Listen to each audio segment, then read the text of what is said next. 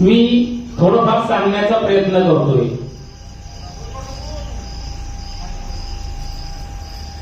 जेव्हा वयाच्या 29व्या वर्षी घरदार सोडून 6 वर्ष अरण्यात तपस्या करणाऱ्या सिद्धार्थ गौतमाला जो बोध झाला तो आजवरच्या विश्वाच्या इतिहासातील सर्वश्रेष्ठ शोध आहे।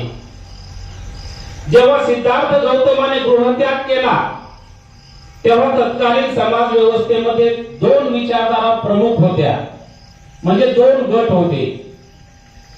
एक असा होता खा प्या मजा करा असा टोकाचा भोगवाद करणारा वर्ग होता, आणि दुसरा म्हणजे शरीराला अत्यांतिक त्रास होईल अशी तपस्या सांगणारा वैराग्याचा मार्ग होता।